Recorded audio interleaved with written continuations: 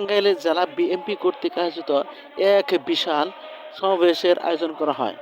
উক্ত সমাবেশে প্রধান অতিথি হিসেবে উপস্থিত ছিলেন কেন্দ্রীয় কমিটির অন্যতম প্রভাবশালী নেতা ডক্টর মুঈন খান।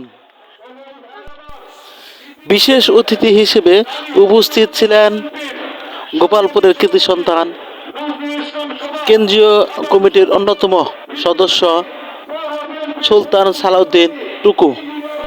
বিশেষ অতিথি হিসেবে আরও উপস্থিত ছিলেন বিএনপির vice chairman advocate Azam Khan.